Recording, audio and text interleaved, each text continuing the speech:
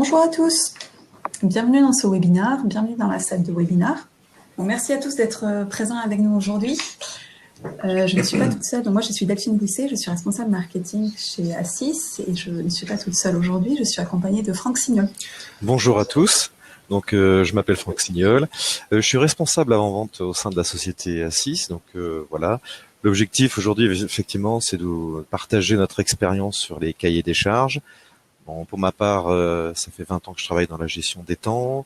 J'ai fait quelques éditeurs et notamment 10 ans maintenant 10 ans chez Assis.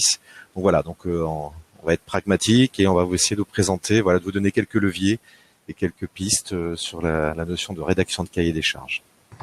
Alors si vous voulez bien, on va commencer par un tout petit sondage. On aimerait bien connaître votre profil en fait. On aimerait bien savoir si vous travaillez dans des grandes ou des petites organisations.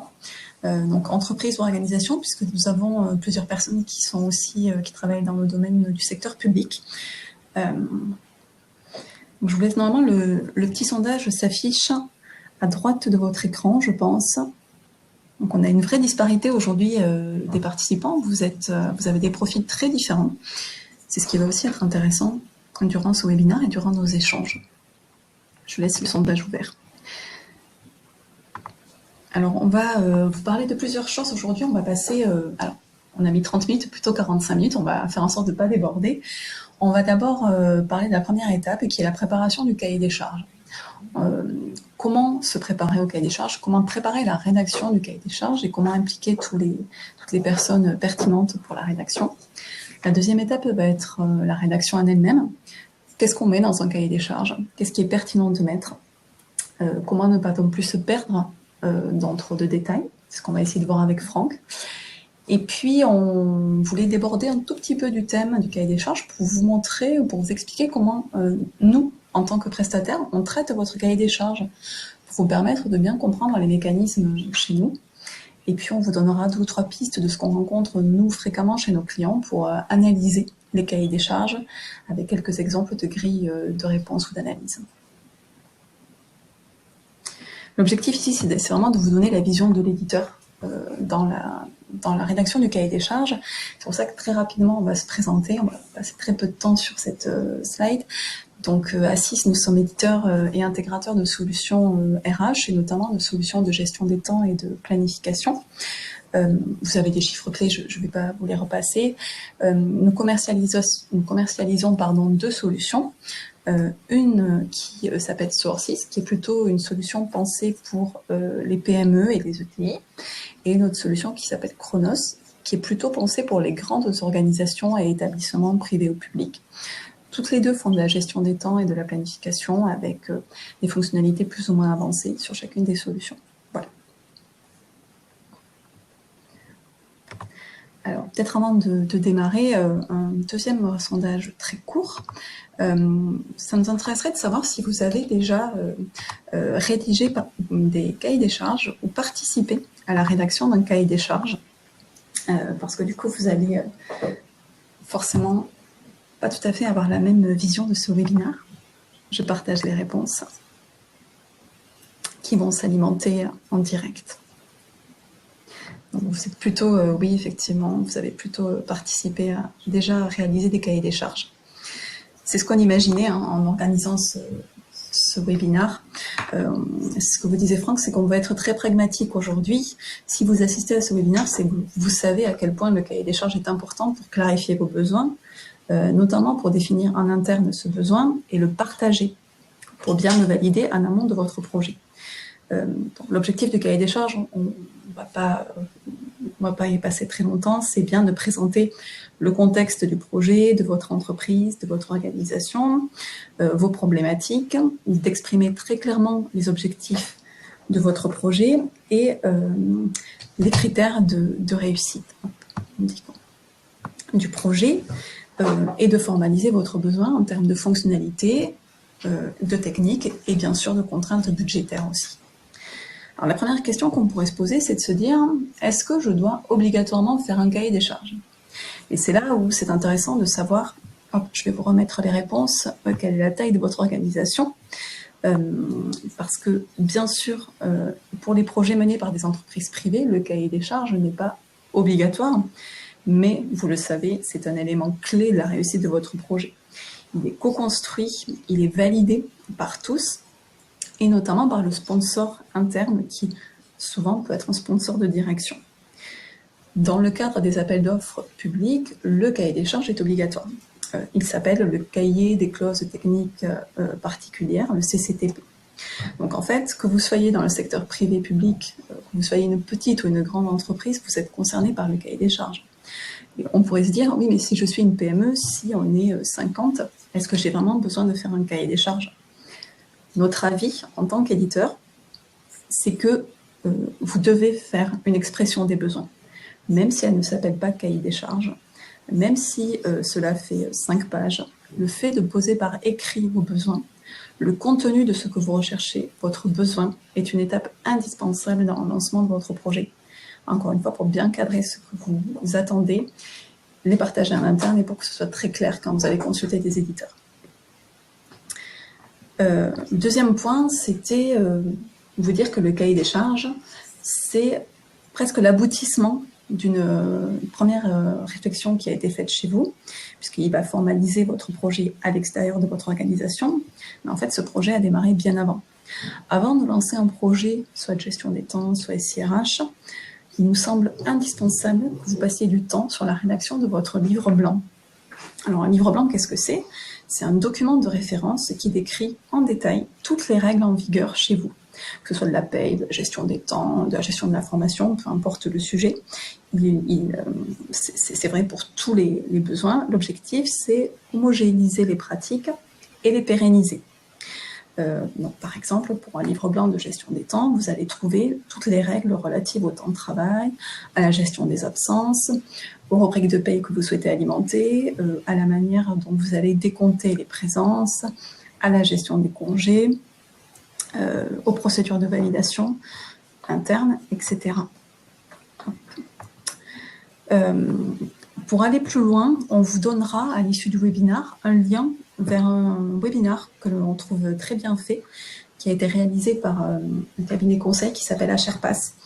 C'est pour ça que je vous ai mis un petit picto avec le petit sigle webinaire, et qui a réalisé un webinaire assez bien fait sur ce qu'on met dans un livre blanc, comment on le construit et comment on sollicite les personnes en interne pour bien le réussir. Alors, après ce livre blanc, vous pouvez, suivant l'importance de votre projet, encore une fois, on est ici sur des projets assez importants en termes de complexité ou de ressources, puisque vous pouvez avoir, avant de lancer votre cahier des charges, un RFI, un Request for Information. Alors, qu'est-ce que c'est le RFI? On vous montre un exemple là. On le rencontre assez souvent, donc plutôt sur les grands projets. Le RFI va vous permettre de sélectionner des fournisseurs au moyen de critères objectifs. Vous allez pouvoir mesurer la faisabilité de votre projet sur le plan fonctionnel, technique et financier. Donc le RFI, ce n'est pas un engagement contractuel, ça ne donne pas forcément lieu à un cahier des charges à l'issue du RFI. Il n'y a pas non plus de standard pour la réalisation de RFI. Ça peut être un dossier de quelques pages, ça peut être un questionnaire beaucoup plus avancé, ou même un formulaire en ligne à compléter. On vous a mis en capture écran 2 exemples de RFI. Celui à droite va être très simple, très centré sur les informations financières et juridiques de la société, qui va répondre potentiellement au futur cahier des charges. Et un autre à gauche, un peu plus poussé, avec une grille de réponses qui déjà aborde les besoins fonctionnels par grands besoins. Gestion administrative, paye, gestion des talents, GTA, fiche d'identité de la société, de l'intégrateur, s'il y en a un, et des conditions matérielles, d'infrastructure, les prestations fournies. Il est vraiment beaucoup plus détaillé. Le but du RFI, ça va être de connaître votre marché aussi. On continue. Vous me dites si le son n'est pas forcément très bon. Parfois, on peut avoir des coupures. Je regarde vos réponses. Vous me disiez que vous n'aviez pas vu les réponses des sondages. Normalement, je vous les avais partagées. Ça devait être bon. Une des étapes de réussite, il nous semble, dans le cahier des charges, c'est le fait de le rédiger avec toutes les personnes qui sont importantes dans votre entreprise. pour la réussite de votre projet. Puisque la réussite de votre projet, elle repose sur l'implication de tous ceux qui vont devoir changer leurs habitudes une fois que vous aurez mis en place la nouvelle solution. Donc le fait de construire le cahier des charges avec les futurs utilisateurs, c'est déjà une première étape de la gestion du changement. Donc, la rédaction du cahier des charges passe par une phase d'écoute active pour recueillir les besoins des futurs utilisateurs. RH, bien sûr, manager de terrain, salariés, contrôle de gestion, direction, système d'information, etc. L'objectif, c'est bien sûr de les impliquer, mais aussi de cartographier les besoins et les processus internes pour que votre cahier des charges soit vraiment pertinent. L'autre intérêt que nous on y voit dans le fait d'impliquer les parties prenantes, c'est aussi de mesurer les attentes sur le terrain au regard du projet à venir et peut-être parfois de les modérer suivant l'ampleur du projet qui va venir. Effectivement, comme le dit Delphine, le fait d'auditer les utilisateurs clés, moi je vais appeler ça les utilisateurs clés, va permettre déjà de définir les profils utilisateurs. Ce qui va être très important chez vous, parce que déjà vous allez avoir une idée des processus, d'accord? Ils vont vous expliquer leurs besoins, et vous allez définir un rôle de chacun. Donc déjà, les besoins vont émerger du terrain au travers de ces utilisateurs clés. De plus, c'est très très intéressant d'avoir ces notions de profil utilisateur. Pourquoi? Parce que les éditeurs aussi vont pouvoir calibrer leur estimation budgétaire. Ça veut dire quoi? En fonction de leur tarification, certains éditeurs vont être au nombre d'utilisateurs, au nombre de profils, au nombre de salariés. Eh bien, au moins vous, en auditant vos collaborateurs, vous aurez déjà fait cet esprit de recensement, ce qui va aider énormément l'éditeur à pouvoir calibrer aussi l'estimation budgétaire.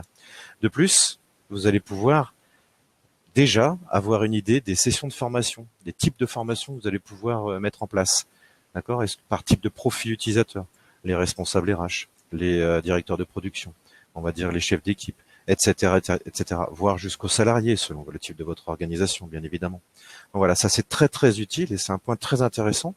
Et on réabordera ce sujet un peu plus loin des utilisateurs clés qui eux ont tout leur rôle à jouer en fait dans un cahier des charges également.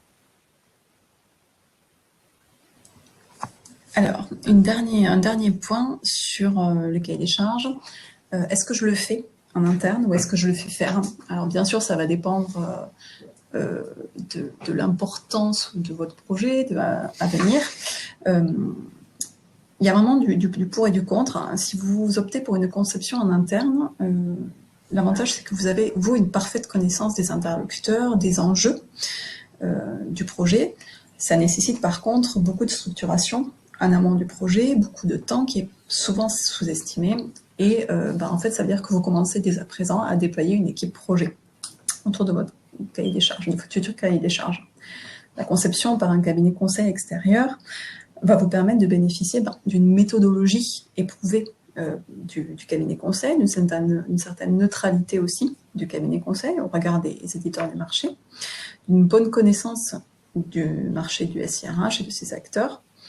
Et puis, l'avantage du cabinet conseil, c'est qu'il va peut-être aussi avoir un regard extérieur sur les process que vous allez lui décrire, sur votre mode de fonctionnement. Il va peut-être pouvoir vous alerter sur des futures, entre guillemets, usines à gaz que vous souhaitez mettre en place pour absolument les copier-coller dans votre futur logiciel. Alors qu'il y a peut-être d'autres manières de faire. Et c'est là toute la force du regard extérieur. Alors, on vous a mis ici quelques logos de sociétés qui sont vraiment des cabinets conseils spécialisés en SIRH. C'est vraiment pas exhaustif, ça. On n'a vraiment pas vocation à être exhaustif. On vous donne quelques noms, vous les retrouverez à l'issue de la présentation, on vous les enverra. Donc maintenant, on va rentrer dans le vif du sujet, entre guillemets, après cette belle introduction de Delphine. Donc on va voir comment rédiger un cahier des charges. Alors l'idée, effectivement, c'est qu'un cahier des charges, il n'y a pas de règle particulière, d'accord? C'est vraiment le reflet de votre organisation, de votre entreprise. Donc là, l'idée, c'est de vous donner quelques recommandations ou quelques pièges à éviter. C'est ça l'idée surtout. Donc, première chose qu'on pourrait vous conseiller, c'est de scinder votre cahier des charges. En gros, l'objectif, c'est d'avoir des parties bien distinctes. Alors soit au sein du cahier des charges en lui-même, c'est-à-dire vous faites un cahier des charges dans lequel vous aurez un chapitre par exemple fonctionnel, un chapitre technique, un chapitre projet, un chapitre contractuel, etc. Mais au moins les parties sont bien scindées, d'accord? Parfois on croise un cahier des charges fonctionnel, puis un cahier des charges. Donc ça c'est vraiment structurellement parlant, vous faites comme vous le souhaitez. En revanche, c'est très intéressant de le découper. D'accord? Ce qu'on n'aime pas, pour être très transparent, ce sont les cahiers des charges, liste à la Prévert, si vous voulez, où on a 200, 300 pages, pas très structurées, et tout le besoin est exprimé, et voilà, de façon, on va dire, un peu brouillonne. Le pendant de ça, c'est que l'éditeur va pas avoir trop de directives pour répondre, ni trop d'organisation. Donc, qu'est-ce qu'il va faire? Ben, il va vous faire un mémoire également de 200 pages pour répondre au mieux à votre expression de besoin. Donc, vous, pour analyser les réponses, ça va être très compliqué. Vous allez devoir vous-même analyser ces 200 pages de réponses. Donc, c'est vrai que c'est très intéressant. Donc, ça permet également de structurer votre cahier des charges, comme je viens de le dire, de structurer en fait la réponse de l'éditeur. L'éditeur, lui, va savoir de quelle manière il va pouvoir répondre. Il va pouvoir également diffuser au sein de la société. Il va pouvoir diffuser, par exemple, la partie fonctionnelle à ses consultants fonctionnels, la partie technique à son partie technique, l'ADP au directeur de projet, etc. Donc, ça organise aussi côté éditeur la réponse. Et du coup, ça permet d'avoir après, pour vous, une réponse facilement analysable également. Ça, on le reverra tout à l'heure. Mais c'est quelque chose d'assez intéressant. Ensuite, on voit dans le slide qu'on va organiser l'information. Alors, organiser l'information, c'est très intéressant également. Donc, en gros, vous partez de votre besoin le plus large, par exemple, le fonctionnel. Le fonctionnel, on a dit que vous aviez une partie cahier des charges fonctionnel, mais vous pouvez décliner encore dans le fonctionnel. C'est-à-dire avoir la partie réglementaire, avoir la partie processus profil, avoir la partie planification, etc., etc. D'accord? Et puis, si je reprends l'exemple maintenant de fonctionnel puis réglementaire, dans le réglementaire, eh bien là, enfin, il faut être concis. C'est-à-dire que il faut, par exemple, ne pas détailler le calcul d'une prime panier, par exemple. Si je prends cet exemple-là, qui doit faire une page dans votre cahier des charges, l'éditeur à qui vous allez adresser votre cahier des charges est censé connaître peu ou prou le calcul d'une prime panier. En revanche, si vous décelez une particularité au sein de votre entreprise, je sais pas, une acquisition RTT qui va être assez complexe parce que vous avez eu du mal à la mettre en place dans votre outil précédent, des exemples comme cela, là, ça mérite l'attention de l'éditeur, ça mérite du détail sur cette règle particulière. Donc, n'hésitez pas à accentuer, en fait, dans l'organisation de l'information, n'hésitez pas à accentuer sur les choses que vous jugez vous-même problématiques au sein de votre société et peut-être passer un peu moins de temps dans la rédaction sur des choses qui peuvent sembler, on va dire, coutumières. J'en réfère d'ailleurs à ce que disait Delphine tout à l'heure. Rappelez-vous, il peut y avoir un livre blanc à cet effet. Donc après, vous pouvez faire référence au livre blanc. Si l'éditeur, lui, a besoin de plus d'informations, il va aller consulter votre livre blanc s'il a un doute sur une règle ou autre. Mais votre cahier des charges, en fait, doit vraiment, dans son organisation, mettre en exergue, en fait, ce qui peuvent être vos particularités. D'accord? Ensuite, mon ami, illustrez vos processus. Alors ça, c'est très intéressant pour un éditeur et pour vous aussi. Parce que si vous arrivez, vous, à illustrer vos processus, faire une synthèse, à clarifier les choses, ça veut dire que ces process sont connus et vous savez quelles sont les cibles de ces process. D'accord? On va vous donner quelques petits exemples à suivre. Donc, par exemple, regardez. Là, c'est un prospect qui nous avait envoyé un cahier des charges et il vous dit voilà la vision synthétique de nos attentes fonctionnelles. Eh bien, ça, c'est très, très complexe, en fait, à analyser. Et il y a très peu, on ne connaît pas les entrants, on ne connaît pas les sortants, on ne connaît pas la cible, en fait. On a quand même les principaux, on va dire, thèmes. D'accord? Mais ça nécessite, là, d'être vraiment familier avec l'organisation du client, du prospect. Et c'est pas toujours le cas. Et vous voyez qu'il y a beaucoup d'acronymes, il y a beaucoup, ça, on y reviendra tout à l'heure. Donc ça, c'est vraiment très, très compliqué à comprendre. Par contre, voilà. Quand on a les bases qui sont posées au travers, par exemple, d'une architecture existante, un SIRH existant, d'accord, avec les entrants, les sortants, les noms des outils satellites. En gros, voilà. Donc là, ici, on a vraiment des processus clairs. Ok. Ensuite, l'architecture cible. On sait ce vers quoi on s'oriente. Donc cette architecture peut sembler complexe, mais croyez-moi, elle n'est pas complexe celle-ci. L'architecture cible, elle est très claire. On voit les différentes briques, d'accord, du SIRH complet. De plus, cette architecture cible là que vous voyez sous forme de flèches, etc., les entrants, des sortants, elle était accompagnée du tableau que vous avez à droite. Et ce tableau, à mon sens, il est fondamental. C'est-à-dire que vous avez vraiment l'outil, depuis quel outil, vers quel outil, par exemple, ça ce sont des processus d'interface, la description de ce que l'on souhaite, et du détail, par exemple ici, c'est sur la fréquence. Donc ça, c'est pour un éditeur, tout est clair. Mais ça veut dire que chez vous, tout était clair également. Vous avez connu donc l'ensemble des process. Les process sont identifiés. J'aurais pu calquer ces processus sur d'autres thèmes fonctionnels, hein, comme par exemple, je sais pas, le workflow des demandes de congés, des choses de ce type-là. Dès lors que toutes ces thématiques sont posées sur papier, eh bien après, il n'y a pas d'ambiguïté en fait dans le cahier des charges et vous aurez des réponses cohérentes par rapport à votre besoin. D'accord? Ensuite, voilà, un autre tableau pour illustrer. Voilà, vous avez les processus métiers. Pareil, système source, système cible, la fréquence et les données interfacées, par exemple. Toujours dans le système des interfaces, parce que vous verrez un petit peu plus loin que c'est un sujet qui peut parfois être épineux au sein des cahiers des charges. D'accord? Donc là, vraiment, on a l'exhaustivité en fait de ce que souhaite le client. Donc ça, c'est une très bonne information pour nous et vous aurez donc la réponse adéquate. Ensuite, on vous conseille de hiérarchiser vos besoins. Ça veut dire quoi hiérarchiser vos besoins? Ça veut dire que vous avez énormément de besoins, évidemment, dans un cahier des charges. Enfin, tout dépend encore une fois de votre structure d'entreprise et de l'ampleur que vous voulez, de la suite logicielle que vous souhaitez. Est-ce que c'est une gestion des temps pour badger? Est-ce que c'est une paye pour, voilà. Donc, mais bon, vous allez avoir des besoins par rapport à cela. Et le but du jeu, je vous conseille ici de regarder la colonne de niveau de priorisation, c'est de prioriser. C'est-à-dire effectivement ne pas tout mettre, on va dire, en important, en obligatoire. D'accord? Pourquoi? Si vous mettez tout en obligatoire et que l'éditeur, lui, ne sait pas répondre à tout, eh bien, il se peut qu'il ne réponde pas à votre dossier. Donc, en revanche, si vous avez priorisé les indispensables dans l'exemple, les souhaitables et les importants, bien comme ça, vous pourrez avoir une vue assez exhaustive, en fait, par rapport à votre besoin, comment se positionnent les éditeurs. Donc, la hiérarchisation est très importante et surtout, ça vous permet vous-même d'avoir hiérarchisé ces aimants-là par ordre d'importance, c'est-à-dire que vous n'allez pas traiter tous les points de façon indispensable. Il y a des choses que vous pouvez traiter, vous pouvez lotir les choses dans votre projet. Les choses souhaitables, vous pouvez les mettre dans un second temps, par exemple. Et les choses importantes, par contre, c'est ce dont vous avez besoin, qui sont indispensables pour faire fonctionner en fait le logiciel que vous recherchez. Donc voilà, ça c'est très important, la notion de hiérarchisation. On reviendra sur les grilles Excel un petit peu plus tard, mais déjà le niveau de priorisation est important. Alors attention, effectivement, dans les cahiers des charges aussi, de ne pas faire les listes au Père Noël, ça ne sert à rien, d'accord. Pensez à bien cibler votre SIRH. C'est-à-dire, je m'explique. Si vous cherchez une brique de planification, par exemple, ciblez bien votre besoin en planification.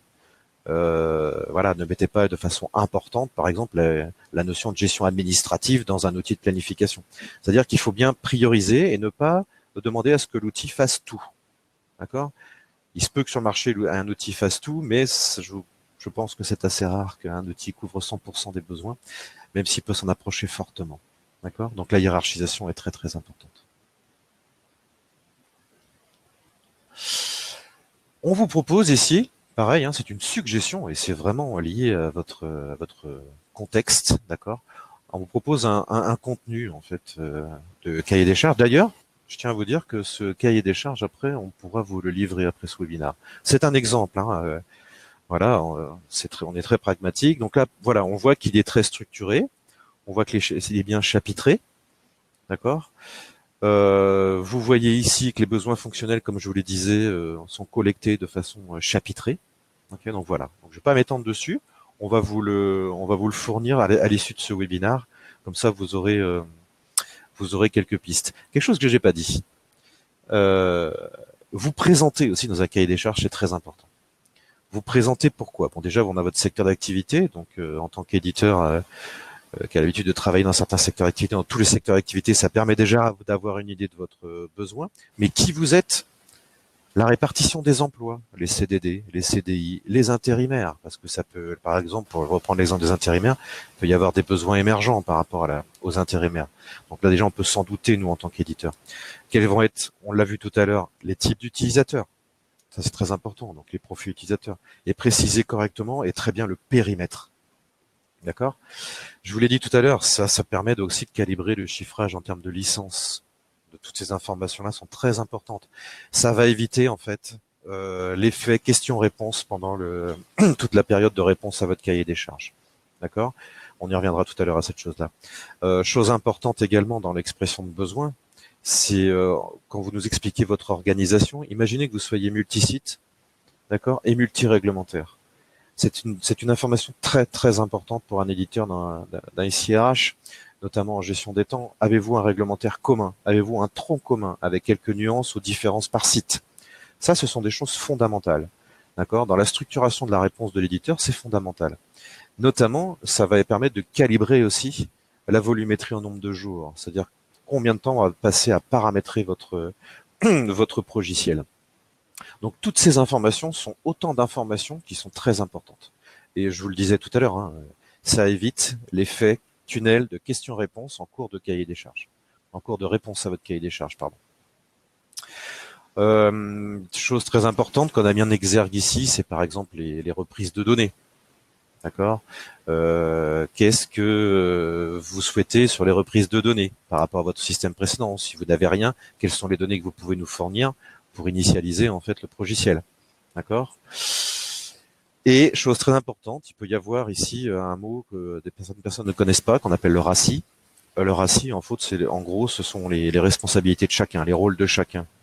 D'accord. Et je vais vous donner un petit exemple après. Voilà, le voici. Donc le RACI, donc en français, c'est réalise, informe, valide et assiste. Donc en gros, sur les différentes tâches, qui fait quoi? La question fondamentale en termes de gestion des temps, en termes de SIRH complet, c'est qui fait quoi? Donc c'est très très important. Je vais vous donner un exemple. Les formations des utilisateurs finaux, par exemple, qui vont réaliser ces sessions de formation? Est-ce vous, au travers de formateurs internes, par exemple, ou est-ce l'éditeur? Ce qui va fondamentalement changer le curseur en fait de l'enveloppe budgétaire. Pareil pour la recette, par exemple. Êtes-vous suffisamment, on va dire, équipé pour effectuer la recette? La recette étant une phase fondamentale en mode projet. Êtes-vous à même de pouvoir effectuer cette recette? D'accord? Ou est-ce que vous voulez que l'éditeur prenne la recette de bout en bout, avec la rédaction des cahiers de recettes, etc. Les reprises de données, est-ce que vous souhaitez que ce soit l'éditeur qui lui-même effectue sur... Voilà. Donc ça, si vous définissez tous ces éléments-là, eh bien, ils sont fondamentaux pour les éditeurs, et donc la réponse sera d'autant plus précise et d'autant plus calibrée, en fait, par rapport à votre expression de besoin. Ce sont des choses fondamentales. De toute façon, un éditeur digne de ce nom vous posera les questions si elles n'y sont pas. En gros, en termes de session de formation, qui va réaliser les sessions de formation des utilisateurs? La documentation, ça peut être aussi un pan assez chronophage. Qu'est-ce que vous souhaitez en termes de documentation? Est-ce que vous souhaitez qu'on vous assiste, ou au contraire, est-ce que vous souhaitez que l'on prenne en charge la documentation? Est-ce que vous souhaitez qu'on fasse des tutoriels vidéo? Voilà. Ça, c'est autant d'informations qui sont nécessaires, en fait. D'accord? Donc voilà, cette notion de RACI éclaire énormément, en fait, l'éditeur qui va répondre à votre cahier des charges. Et notamment, et c'est le nerf de la guerre, vous effectuez une estimation budgétaire digne de ce nom. D'accord? En tenant compte de l'ensemble de vos problématiques. Maintenant, on va en très peu de temps, hein, on va vous montrer la face cachée. En fait, vous avez rédigé votre cahier des charges. Eh bien, il arrive chez l'éditeur, votre cahier des charges. D'accord? Donc, on va le réceptionner. Et donc, avec tous ces petits conseils qu'on vous a donnés, voilà, donc il est chapitré, etc. Le fait de l'avoir chapitré, bien, on va pouvoir l'analyser de façon assez pertinente, c'est-à-dire qu'on va définir les rôles de chacun, d'accord? L'équipe produit, la technique, le service. Donc nous, on va ventiler après auprès des différents profils votre cahier des charges. Suivant le profil de votre cahier des charges, suivant le profil du client, si par exemple il y a des grosses problématiques de volumétrie, un cahier des charges de 10 000 personnes, ou des problématiques assez complexes en termes de gestion des temps et de planification, si je prêche pour ma paroisse, dans ces cas-là, on va avoir parfois des processus de go-no-go en interne pour savoir si on y va pour les projets stratégiques. Est-ce que nous avons toutes les fonctionnalités? Si une fonctionnalité est inexistante, est-ce qu'on va proposer une solution de contournement ou un développement ou l'évolution de notre produit? Donc ça, c'est des sessions qu'on va réaliser. Ensuite, on va répondre à votre cahier des charges de façon personnalisée, parce que on a l'habitude de faire comme cela. On va avoir toutes les validations internes de toutes les parties prenantes, et après on va synthétiser, en fait, le service commercial va synthétiser l'ensemble des pièces, qu'elles soient fonctionnelles, financières, techniques, etc., ou dossiers administratifs. Ce que je veux juste mettre en exergue, en fait, en vous montrant ça, c'est que vous avez mis beaucoup de temps à rédiger un cahier des charges, si vous l'avez fait vous-même. Ça, c'est une certitude. Mais côté éditeur, en fait, on a le pendant. Donc là, je parlais du planning de consultation. Donc effectivement, c'est très intéressant que vous incorporiez votre planning de consultation. Donc l'idée, en fait, vous faites un rétro-planning par rapport à votre date de mise en production prévisionnelle. Et du coup, voilà. Donc vous voyez, vous avez un exemple ici. Je pense qu'il faut aussi être assez logique sur ce planning de consultation. On a déjà reçu des cahiers des charges le 20 décembre, par exemple, pour une réponse au 10 janvier. Alors, tout va dépendre du contexte de chez vous. Mais bon, si c'est un cahier des charges très conséquent, ça va être très problématique. Alors, on va y répondre le plus professionnellement possible. Seulement, nous n'aurons peut-être pas toutes les possibilités de répondre tel que nous le souhaiterions.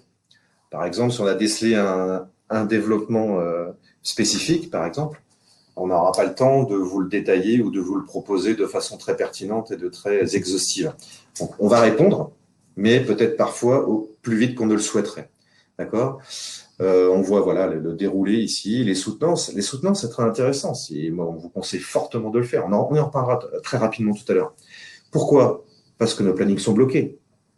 Donc, du coup, l'éditeur ne va pas vous répondre, je suis désolé, j'ai personne pour venir à vos soutenances. Vous avez aussi un travail à côté. Donc, du coup, les soutenances, pour vous, c'est du off par rapport à votre travail du quotidien. Donc, voilà, le fait d'avoir mis tout ça, en fait, c'est très important. Et du coup, ça permet d'organiser comme un projet, votre projet de réponse au cahier des charges et de la consultation générale, en fait, de votre recherche de projection. C'est très intéressant. Alors, comment analyser les réponses ? Donc, on va voir deux choses. Je vais l'illustrer directement. D'accord ? Le but du jeu, c'est que vous, et on l'a vu tout à l'heure, que vous imposiez une trame de réponse. D'accord ? Donc, une trame de réponse que vous imposiez, que le chapitre 1 corresponde à la présentation de société éditeur. D'accord ? Chapitre 2, réponse fonctionnelle détaillée, point par point. D'accord ? Ensuite, etc., etc. Donc, vous chapitrez les choses, vous demandez à ce que l'éditeur chapitre les choses. Pourquoi je vous conseille cela ? Pour l'analyse, en fait. C'est-à-dire que si tout le monde a répondu, vous pourrez arbitrer, vous pourrez comparer les réponses de façon très pertinente et sans perdre de temps. D'accord ? Si un met le chapitre 2, l'appelle le chapitre 3, etc. Enfin bref, vous ne pourrez pas comparer ce qui est comparable et vous serez perdu dans l'analyse. Donc du coup, imposez les choses. D'accord ? On a mis également donner une grille de réponse pré-remplie. Alors là, on va vous montrer un petit exemple. Vous voyez ici, vous avez une grille Excel. On l'a vu tout à l'heure quand on a parlé de la hiérarchisation des besoins. Mais là, ici, vous proposez en fait toutes les thématiques. Et là, celui-ci est très très bien fait dans le sens où vous voyez, vous avez les différents chapitres là, qui sont en bleu, on va dire bleu marine. Ok, présentation de la société, comme je vous ai dit tout à l'heure, les besoins en planification, etc., etc. Vous avez les rappels de chapitres. C'est-à-dire qu'était joint à ça, donc le fameux cahier des charges. C'est la première colonne que vous pouvez voir à ce niveau-là. D'accord ? Donc là, ici, il y a un lien qui est fait avec le cahier des charges. C'est-à-dire qu'ici, vous dites capacité à faire ceci. Mais si on veut du détail pour comprendre votre expression de besoin, on va se référer en fait à votre cahier des charges. Ensuite, l'éditeur, vous lui proposez de lui donner sa couverture fonctionnelle, standard, paramétrable, développement, prévu roadmap, etc. Donc tout ça, c'est très intéressant. Il va mettre du commentaire. Donc peut-être éventuellement, si c'est non couvert en standard, vous proposez une solution de contournement. Parce qu'un non couvert ne veut pas forcément dire qu'il ne répond pas complètement à votre expression de besoin. Surtout si vous l'avez hiérarchisé, comme je vous l'ai dit tout à l'heure, comme peu prioritaire, on va dire, eh bien l'éditeur va vous dire, ok, non seulement c'est pas prioritaire pour vous, c'est pas une fonctionnalité qu'on couvre à 100%, mais on répond à la cible par tel ou tel processus. C'est très important. Et là, on avait la cerise sur le gâteau, c'est en gros, est-ce qu'on veut le voir en soutenant ce point-là ? Donc en gros, vous aviez défini si oui ou non ce point-là, vous souhaitiez le voir dans la soutenance. Dans la soutenance, vous l'avez vu tout à l'heure dans mon calendrier, il y avait une notion de soutenance. Donc voilà, ça c'est très intéressant. Et vous avez une vue exhaustive et comparative en fait de l'ensemble des réponses des éditeurs que vous avez sollicités. Il y a une notion aussi importante, on n'a pas beaucoup parlé, mais je vous l'ai dit tout à l'heure, c'est le nerf de la guerre, si on en a parlé, parce que j'ai employé cette expression, le nerf de la guerre, c'est l'aspect budgétaire. Vous lancez un projet, vous avez un budget. OK ? Eh bien, on vous propose de faire un bordereau de prix, de proposer un bordereau de prix. Vous avez un bon bordereau de prix à gauche, un mauvais, pardon. En gros, c'est combien ça va coûter. Et à droite, vous avez certes combien le projet, l'estimation budgétaire du projet est sur la droite, mais poste par poste. C'est-à-dire que vous allez comprendre pourquoi tel éditeur va être plus cher sur telle ou telle partie. Est-ce que c'est sur l'aspect paramétrage? Est-ce que c'est sur l'aspect formation? Est-ce que c'est reprise de... etc. etc. Est-ce que c'est en termes de licence? D'accord? Donc voilà, ça c'est très important de pouvoir avoir un BPU, parfois on entend, un bordereau de prix, enfin bref, un bordereau de prix unitaire. On entend pas mal il y a pas mal de terminologie, selon que ce soit le privé ou le public également. Donc ça c'est assez intéressant, et vous voyez, il est très très bien fait, ce bordereau de prix est très bien fait, parce qu'on a, vous voyez, toutes les notions de licence, c'est-à-dire du nombre de personnes. On en a parlé en préambule sur les profils, parce que vous aviez, rappelez-vous, audité l'ensemble des profils au sein de votre société. Donc du coup, vous avez pu, dans votre bordereau de prix, en fait, mettre toutes ces notions-là. Voilà. Choisir la solution. Alors là, on fait une petite digression par rapport au thème initial. Je vais aller très très vite. Je vais parler des soutenances. Il y a deux possibilités. Soit vous faites un type de soutenance libre. En gros, vous laissez libre recours à l'imagination de l'éditeur que vous avez retenu pour ces soutenances, hein, parce que le but du jeu, c'est d'en sélectionner, de comparer après. Mais en vrai, bannissez les PowerPoint. D'accord? Vous ne devez pas avoir une soutenance PowerPoint. Vous devez avoir une soutenance avec l'outil. OK. Et là, il y a deux écoles. Soit, je vous le disais, l'éditeur vous propose son outil en vantant les mérites et les forces de son outil. C'est une possibilité. Et vous faites quelque chose de très interactif. Ne mettez pas les questions-réponses à la fin, comme on va faire pour un webinar, mais parce que là, on est beaucoup trop. Mais faites poser vos questions au fil de l'eau. Vous risquez de perdre la question. Donc, posez vos questions au fil de l'eau, sans dévier de ce que l'orateur, en fait, vous propose dans son chapitre. Ou alors, il y a une autre solution, c'est la solution type POC. Proof of Concept. En gros, vous avez imposé des scénarios de présentation, d'accord, très minutés, etc. Alors, ça, c'est ses avantages et ses inconvénients, le POC. L'avantage, c'est que vous allez avoir un moyen de comparaison infaillible au travers avec tous les éditeurs, d'accord. Vous saurez si lui, ce point-là, il s'est bien traité, etc. En revanche, vous avez, on tombe dans un carcan. Ça veut dire qu'on ne peut pas sortir, on ne peut pas dévier, on ne peut pas vous proposer les solutions de contournement telles qu'on les avait imaginées, et vous ne pouvez pas forcément voir ce qu'un outil, par exemple de gestion des temps et de planification, peut faire au-delà de votre besoin. D'accord? C'est-à-dire qu'on est assez pieds, poings liés. Et dernier conseil, sans prétention, ne ciblez pas votre POC sur des calculs. Par exemple, un éditeur de gestion des temps, planification, 2 plus 2, ça fera 4 dans son outil. D'accord? Tous les éditeurs vous le démontreront, qu'il sait calculer les heures supplémentaires, les primes paniers, etc. Jugez plutôt les choses qui vous sont particulières. D'accord? Et jugez surtout les processus de gestion, l'ergonomie, la simplicité d'utilisation de vos futurs utilisateurs. Voilà, ça c'est des petits conseils qu'on peut vous donner à l'usage. Voilà pour ce webinar qui a eu 2-3 petits soucis techniques, veuillez nous en excuser. On vous laisse la parole. Si vous avez des questions, si vous avez des points qui n'ont...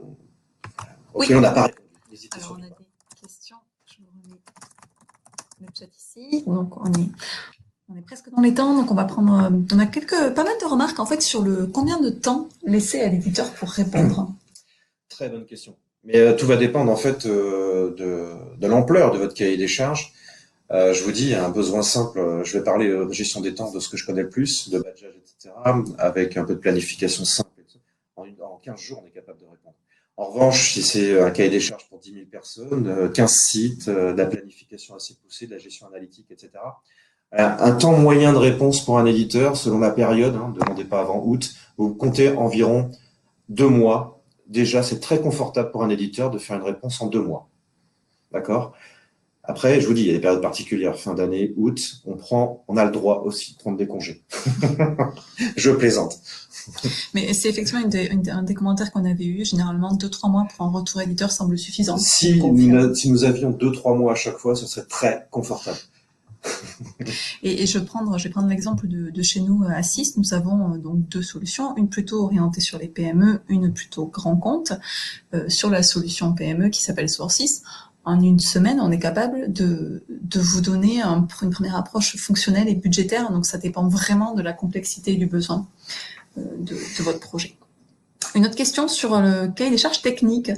On a passé assez peu de temps. Est-ce qu'on a des préconisations sur le cahier des charges techniques? Effectivement, on a axé sur le fonctionnel parce qu'on se rend compte que la partie technique est souvent bien détaillée. Les techniciens, ils se font plaisir, ils y mettent en fait, voilà.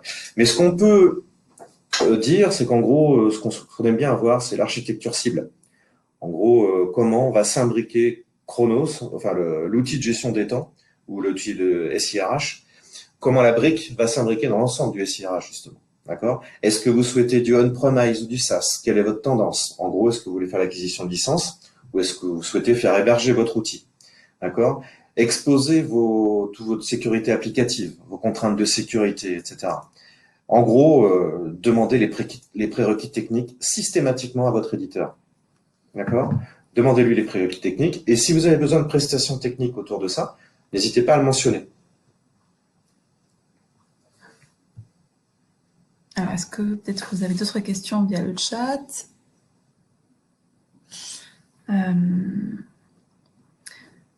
Donc, on a quelqu'un qui effectivement confirme aussi le cadre d'analyse, le fait de donner un cadre de réponse à la fois sur la partie rédactionnelle et à la fois la grille de réponse. Le temps que les réponses viennent, j'ai oublié de dire quelque chose de fondamental aussi. Vous connaissez parfaitement votre organisation et la structure de votre société. S'il vous plaît, les acronymes de type ATW, par exemple, pour telle ou telle gestion, voilà, mettez un glossaire. Le glossaire rend service à l'éditeur, sinon vous allez être inondé de questions auxquelles il va falloir que vous apportiez des réponses. Donc, la terminologie la plus simple possible permet déjà d'éviter toutes les ambiguïtés. D'accord? Donc, c'est vrai que le glossaire est très intéressant parce que vous connaissez, vous, votre contexte par cœur. Nous, on ne vous connaît pas encore. Ça, c'est très important et intéressant surtout, ça nous fait gagner du temps à tout le monde. N'hésitez pas également à demander des démonstrations en amont de votre cahier des charges. D'accord? Ça, c'est important. Au-delà du cahier des charges, ça va permettre de voir aussi ce que font les éditeurs et jusqu'où vous pouvez aller dans votre expression de besoin. Parfois, en gestion des temps, on nous demande de la gestion administrative, gestion des contrats, etc. J'ai envie de vous dire, on sait le faire, mais c'est pas notre métier. Il y a des gens pour qui c'est le métier, qui vont beaucoup plus loin que nous. Parce que voilà. Donc, ça permet, vous aussi, de voir comment répondre les différents éditeurs à votre besoin et surtout, ça permet d'alimenter votre cahier des charges d'idées nouvelles que vous n'auriez pas forcément eues parce que les outils sont de plus en plus innovants. Je parle chez Assis, par exemple. On vous propose de plus en plus de fonctionnalités. Donc, du coup, n'hésitez pas à demander des démos en amont de phase. Oui, c'est un point, effectivement, qu'on n'a pas évoqué quand on parlait de la liste au Père Noël, qui peut arriver dans certains cahiers des charges. On pourrait se dire, oui, mais si on ne fait pas une liste au Père Noël, peut-être qu'on va passer à côté de certaines fonctionnalités. Peut-être qu'on ne connaît pas très bien le marché. Donc, effectivement, en amont, dans la préparation des cahiers des charges, nous, on vous conseille d'aller sur LinkedIn. En fait, vous avez des comptes professionnels SIRH qui vous donnent beaucoup d'actualités. Alors, je vais prêcher pour ma paroisse et je vais vous parler de notre newsletter mensuelle dans laquelle on aborde plein de sujets RH, de veille légale, de sujets fonctionnels. On a aussi un compte qui s'appelle Temps d'avance, qui est un cabinet conseil spécialisé en gestion des temps pour le coup, et qui regroupe beaucoup d'articles d'actualité sur tout ce qui peut se faire chez les éditeurs et en matière de veille légale. Alors, on a pas mal de questions sur le temps, toujours, notamment le temps quel temps prendre pour les POC, pour les soutenances. Le temps moyen d'une présentation, on va dire, c'est de 2 heures à 3 heures. D'accord? L'éditeur est souvent convoqué pour un temps de 2 heures à 3 heures. Encore une fois, c'est extrêmement variable. Je vous donne ce qu'on rencontre le plus fréquemment. On a déjà vu des POC d'une journée entière, mais là, ça concerne pas les mêmes publics, les mêmes profils. On peut avoir les choses plus fonctionnelles le matin, avec une partie plus technique en début d'après-midi, et après, on finit par la direction de projet et l'organisation du projet. Ça, c'est pour le très, très gros dossier. Mais le temps moyen d'une présentation éditeur, comptez 2-3 heures. Vous aurez fait vite le tour. Alors, effectivement, j'ai une question sur les slides. Vous recevrez une copie des slides avec tous les liens vers notamment le webinaire sur la rédaction de son livre blanc. Et vous aurez tous les liens qui vont bien dans la présentation. Il y a une question sur les cartes professionnelles MyFair sans contact. Ça, c'est tous les éditeurs. Donc, si vous voulez savoir si ces cartes sont valables et compatibles avec les badgeuses, par exemple, de l'éditeur, on vous conseille d'envoyer un échantillonnage de 2-3 badges et ils seront validés, estampillés et du coup, on vous renvoie la validation. Ça, c'est extrêmement simple à faire, et on vous renvoie les badges avec la validité, enfin, la faisabilité de vos badges. Mais bon, du MyFair, c'est très standardisé. J'ai pas forcément de doute sur du MyFair, c'est de la carte ISO. Ça devrait passer. Est-ce que vous avez peut-être d'autres questions? On déborde de 4 minutes pour l'instant, on se laisse 2-3 minutes. C'est pas mal, déborder de 4 minutes. On est pas mal. Voilà l'exemple typique d'une soutenance. On nous donne 3 heures. Généralement, ça dure 3 heures et demie. Voilà. Donc, on regarde si vous avez encore quelques questions. Sinon, dans tous les cas, vous allez recevoir la présentation. Vous pouvez également voir le webinaire en replay sur Webikeo. Et puis, n'hésitez pas à vous abonner à notre chaîne. Vous allez voir les prochains webinaires que nous animons. Le prochain en juillet sur comment donner de l'autonomie à ses collaborateurs dans la gestion des temps. Et un autre en septembre sur comment tu excelles quand vous gérer des temps de travail, des plannings, comment faire en sorte de chasser Excel. Voilà, j'espère que ces petits conseils vous ont aidé, vous aideront. On reste à votre disposition, comme disait Delphine, soit par les liens LinkedIn, par les différents réseaux ou directement sur notre site. Merci à tous. Merci, au revoir.